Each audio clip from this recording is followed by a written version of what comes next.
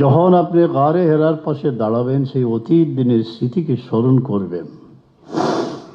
এইখানেই তো রসুল পাক সাল্লাম তশরিফ নিলেন কোন জায়গায়? হযরত খাদিজা রাদিয়াল্লাহু আনহার নিকটে।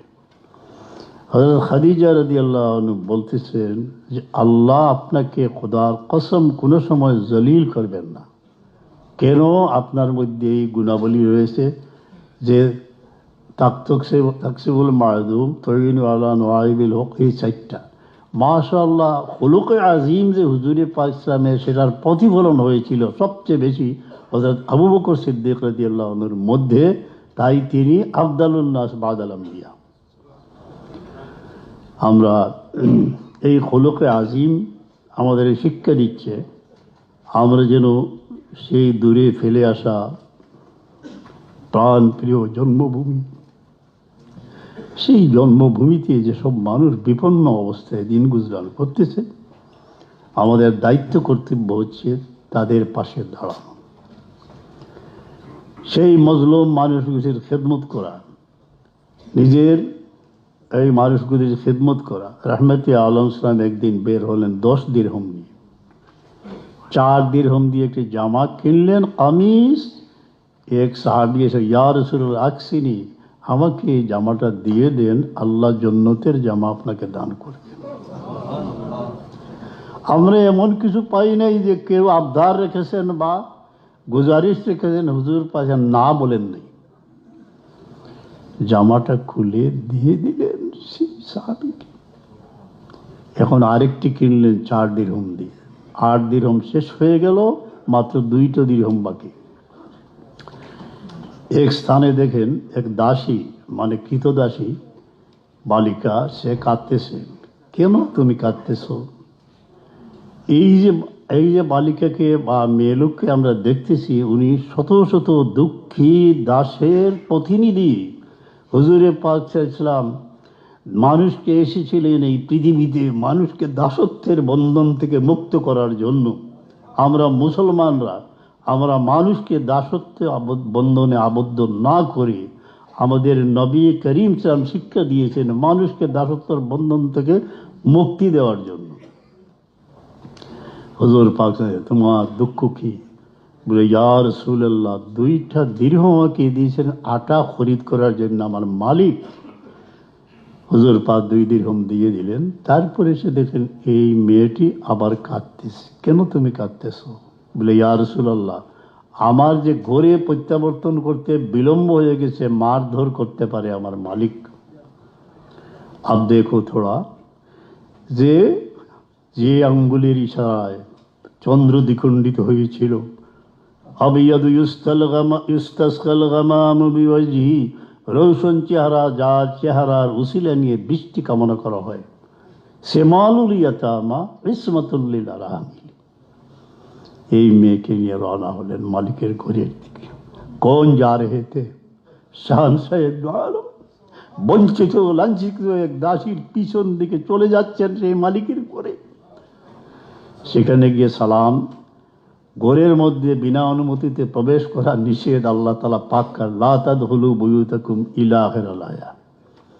তখন হুজুর পাক সাল্লাম ইজিন নিতেন, ইজিন তলব করতেন। সালাম পেশ করলেন, কোনো উত্তর আসছে না, নিশ্চুপ।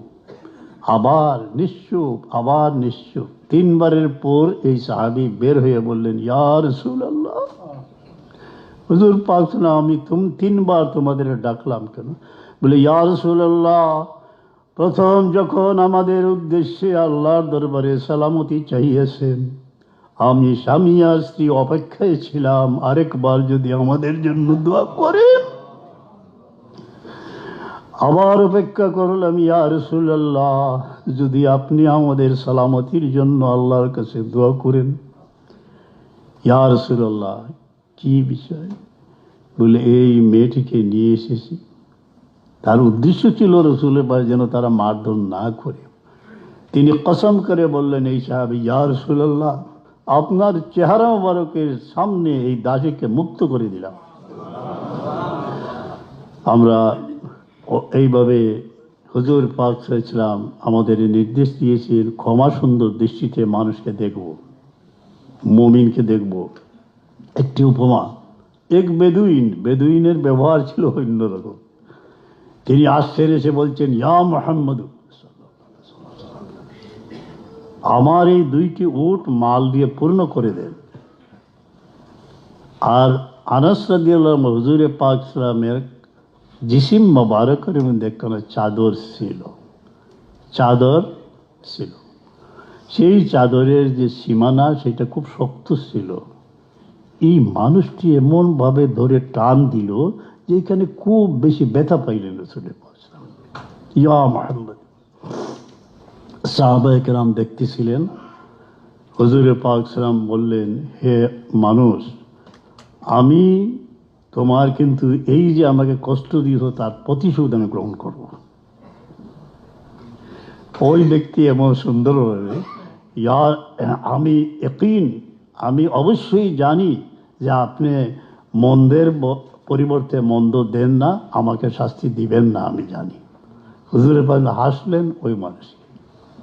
অন্য এক হাদিসে মোবারক যে মা যাদাল্লাহু আবদান বিআফইন ইল্লা ইজ্জা, আল্লাহ তাআলা মানুষের ইজ্জতকে বর্ধিত করেন যদি আমরা ক্ষমা করে দিই।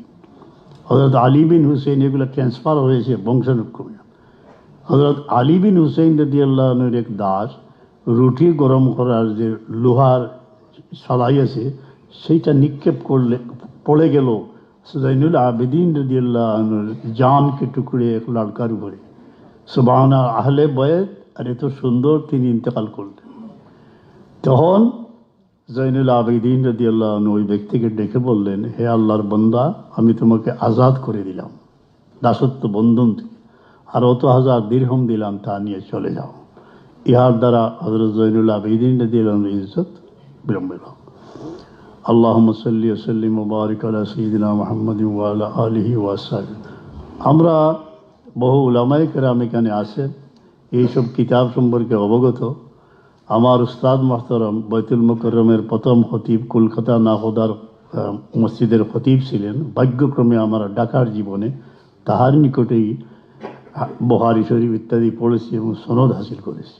যার লেখা ফিকহুস সুনানুল আসার দুনিয়ার বিভিন্ন ইউনিভার্সিটিতে পড়া হয়।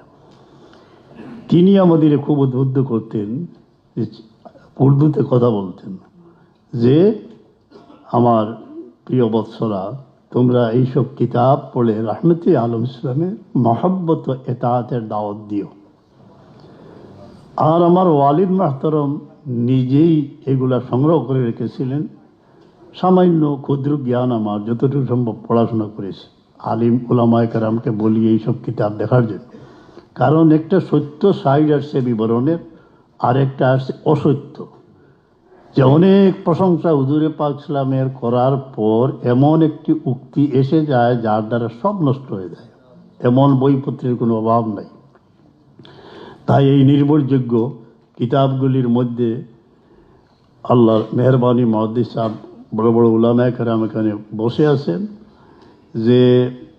যেমন ধরেন মাওয়াহিবুল দুনিয়া ইমাম কসলানী, জুরকানি আলাল মাওয়াহিব, সিরতে হালাবিয়া, ইবনুল কাইয়িমের জওজিয়ার জাদুল মাআদ, তারপরে শিফা কাজী ইয়াজ রহমতুল্লাহ আলাইহি, সিরতে ইবনে হিশাম, এইভাবে ইবনে কাসির রহমতুল্লাহ আলাইহির আল বিদায়া ও নেহায়া এটার মধ্যে অন্তর্ভুক্ত। আরবিতে অনেক কিতাব যেগুলা সত্যিকারের পথের দিশা দিবে, এবং এর বিপরীত আরেকটা চলে আসছে খারিজি লিটারেচার, সেইটায় আপনি এমন দুশ্চিন্তায় পড়বেন, অসুবিধা হবে। কিন্তু এইসব বুজুর্গানের লিখিত সত্যিকারের বিবরণের মধ্যে কোনো বেমিল নাই, সব এক পথেরই প্রতীক। তারা আমাদের আহ্বান করেছেন, সমস্ত জীবন কুরবান করে আমাদের আহ্বান করেছেন যে সঠিক পথের পাক মদিনার পথ দেখিয়েছেন আমাদের। এখন এই কিতাবগুলা মোতালা করা সীমিত নয়, আরও অনেক কিতাব আছে হুজুর পাক সাল্লামের সিরতের উপরে। উর্দু ভাষায় দিয়াউন নবী আছে, মাদারিজুন নবুওত আছে, আমার ওয়ালিদ সাহেবের লিখিত মন্তব্য সিয়র আছে, আরও অনেক আছে, ফার্সি ভাষায়ও আছে। গেল একদিন নাতিয়া কালাম যেগুলো আছে বুজুর্গানে কেরামের সহি মকবুল, সেইগুলা পড়ার চেষ্টা করবেন।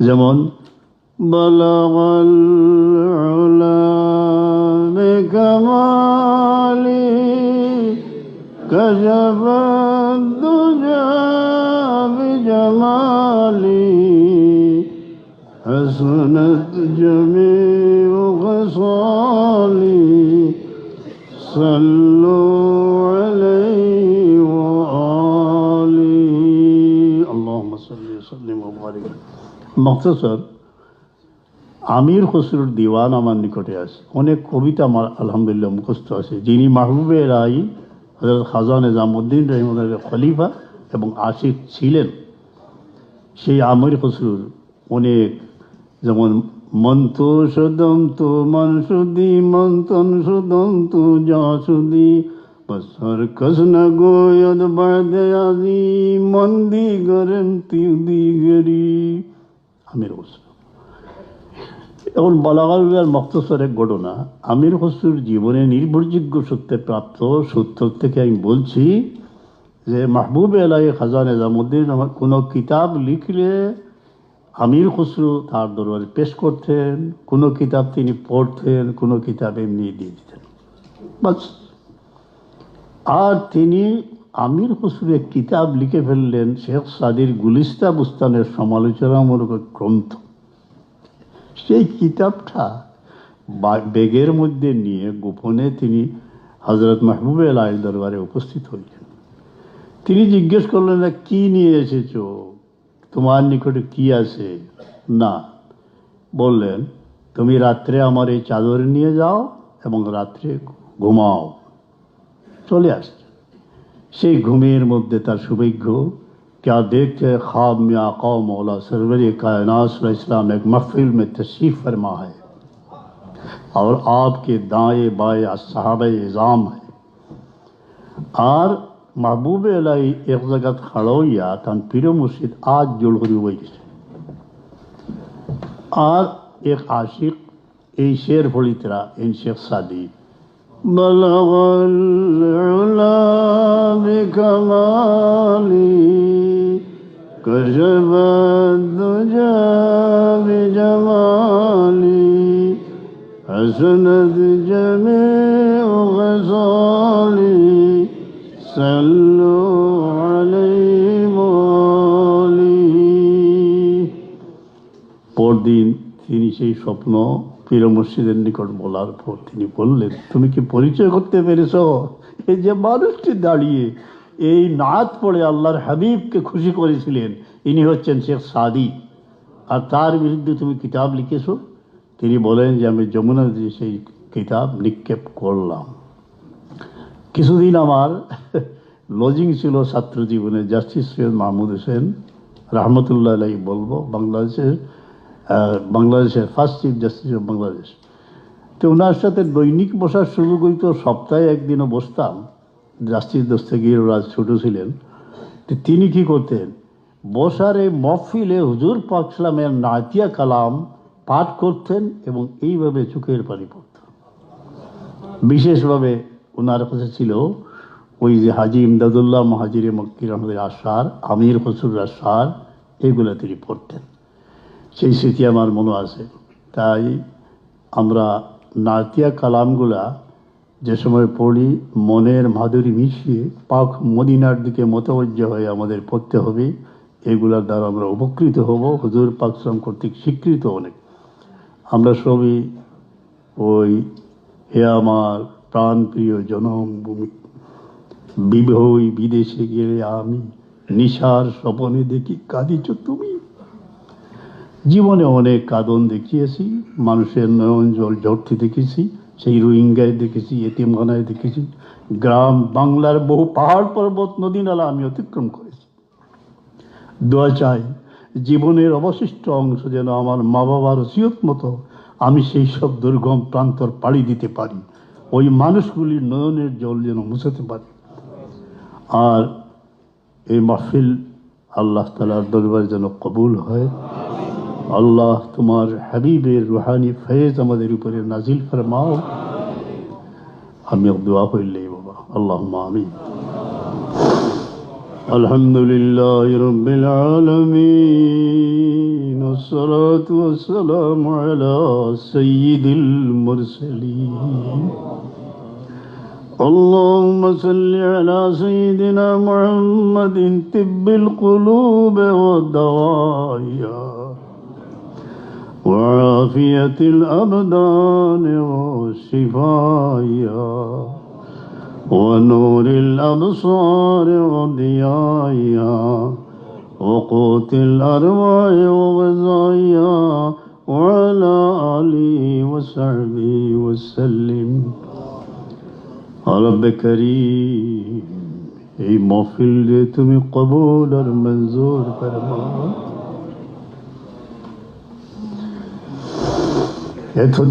या रब तक़ब्बल मिन्ना इन्नक अंतस समीउल अलीम اللهم ارزقنا لقاء حبيبك या रब्बल आलमीन या रब हम फकीरों को फिर मदीने बुलाना तो आफ़े खाने कअबा नसीब करना फिर वो वक़ूफ़ अरफ़ा मीना मज़दलफ़ा नसीब हो जाए हम यहाँ से रोते हुए मदीने चले या रब हम बेकसों को फिर मदीने बुलाना यतीमों की दुआ को कबूल करना या रब तक़ब्बल दुआ अल-यतामा फी हक़्क़िना अल्लाह यतीमদের दुआ कबूल फरमा रब्बना तक़ब्बल मज़लूमीन रोहिंगा दुआ अल्लाह তোদের दुआকে তুমি কবুল ফরমাও رب ارحمهما كما ربياني صغير رب करीम জন্মভূমির বুক যেন কবরে কবরে ভরা এতিমদের মাই বাবা আল্লাহ কোনো পাহাড়ের পাদদেশে অথবা নদীর কিনারে অথবা গ্রামের প্রান্তদেশে নিঝুম নিরালা কবরে ঘুমাইয়া আমরা অনেকের মাই বাবা কবরের জিন্দেগি আল্লাহ আমরা মা বাপ রে মাফ করো গরিব রব্বির রহমহুমা কামা রব্বায়ানি সগীরা ইয়া রব মাই বাবা যাওয়ার সময় হইয়া গেছে আমরা রে ফাউরিও না আল্লাহ যতদিন রাখো মা বাপ রে ইয়াদ করার তৌফিক দিও তোমার দরবারের নজরের তৌফিক দিও রব্বির রহমহুমা কামা রব্বায়ানি সগীরা আল্লাহ এক বছরের মধ্যে বহু জানাশোনা মানুষের মাই বাবা মরে গেছে या रब जरा जिंदा आसोइन जानो आराम देव हयात खास करी এই महफिल আমরা যত তনের বেমার মনের বেমার আমরা রে আপনার হাবিবে মাকরম সাল্লাল্লাহু শিফা ইনায়াত ফরমাও দয়াময় অনেক মা বাবা সন্তানের বিরহের আগুন জ্বলিতেছে আল্লাহ আমরা জানি না মাঝে মধ্যে কেন যেন কি আগুন গহীন রাতে বুকে জ্বলিয়ে ওঠে সে আগুন যেন গভীর রাতে তোমার দুয়ারে আমাদের নিয়ে যায় সেইখানে বিনীত শব্দ তুমি কবুল করিও আমাদের ভিক্ষার থলি পূর্ণ করিয়ে রব্বানা যালামনা আনফুসানা ওয়া ইল্লাম তাগফির লানা وترحمنا لنكونن من الخاسرين আল্লাহ এই জীবনে কি করলাম বড় ব্যর্থতায় ভরা এই জীবন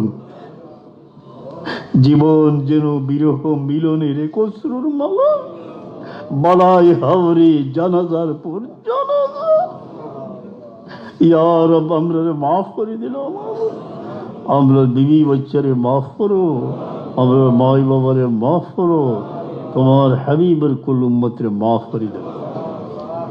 ربنا لا تسلط علينا جبارا عنيدا ولا شيطانا مريدا ولا انسانا حسودا। আল্লাহ কোন মুমিন রে কোন জালিমের হাওয়ালা করিও না। আল্লাহ আমরা যেন নির্যাতিত মজলুম না হই, আমরা যেন কারো উপরে অন্যায় অত্যাচার না করি, আমরা যেন কারো দ্বারা প্রতারিত না হই, আমরা যেন কোনো মুমিনকে প্রতারণা না করি। তওফানি আল্লাহ মাহফিল মাহফিল ইয়া রব আপনার হাবিবের মাহফিল ইয়া রব আমরা ফিরে খালি ফিরে না ইয়া আল্লাহ। আল্লাহ তোমার বান্দা আল্লাহর হালাল রুজির দুয়ার খুলো, পরের মুহতাজ বানাইও না ইয়া আল্লাহ। ربنا هب لنا من أزواجنا وذرياتنا قرة أعين واجعلنا للمتقين إماما। ইয়া রব সে যেন এক স্বপ্ন ছিল, মা বাবা ঘর সংসার সাজাইয়া দিয়েছে, আজকে আমরার মাই বাবা দুনিয়াতে নাই, মায়া হরি সন্তান কুলো তুলি দিলাই। খেবরে কোন মুমিন রে আওলাদ দি কোন অমিত ফলাইও না, আমরার বাচ্চান্তরে কোন জিল্লত ফলাইও না, মঞ্জিলে মকসুদ পৌঁছাইও ইয়া আল্লাহ। ইয়া রব আমরার আমাল রিয়া থেকে হেফাজত ফরমা, আমরার কলব রে হিংসা বিদ্বেষ থেকে পাক করিয়া ইয়া রব ইশক মোহাব্বত দিল पैदा করি দেও। আল্লাহ সিলসিলার বুজুর্গানে কেরামের ফয়েজ আমরা নসিব ফরমাও। ইয়া আল্লাহ যার দিল যে মকসুদ এসেছে তোমার ওয়াস্তে বানাই পুরা করে দেও। আল্লাহ ওয়াসওয়াস থেকে আমরা দিল খালিস করে দেও। ইয়া রব দুনিয়ার সম্পদের মোহে আর যেন আবিষ্ট না হই, পরপরের সমান করার তৌফিক দাও।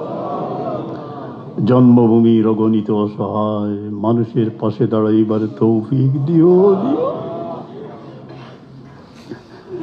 ইয়া আল্লাহ ইয়া আল্লাহ অনেক মনের ব্যথা ব্যক্ত করতে পারে না, আল্লাহর চিন্তার মধ্যে রাখিও না আল্লাহ। দরসগাহ হল আমরা যেগুলো আল্লাহ দরসগাহ হলের ফিতনা থেকে বাঁচাও। ইয়া আল্লাহ মাহফিল আমার পীর মুর্শিদের মায়ার অনেক বয়স্ক মানুষ যারা দ্বারা খেদমত জীবিত আছে বা আমরা দেশ আসই, এরা রে আল্লাহ আরো কতটা দিন রাখো। আর দুনিয়ার মাঝে যে যেন আল্লাহর হাবিবের তাজকিরা করডা তার হায়াত বাড়াই দেও, সেহেদ দেও আল্লাহ। ও আল্লাহ আমরা হযরত শাহজালাল রহমতুল্লাহ আলাইহির মাটির মানুষ, হযরত শাহজালাল রহমতুল্লাহ আলাইহির ওসিলায় আমরা রে কোনো জায়গাতে বেইজ্জত করিও না, আর আমরা রে বিরত রাখো এমন হরকত থেকে যেটা ইয়া আল্লাহ আমরা জমিনের বদনাম হয়।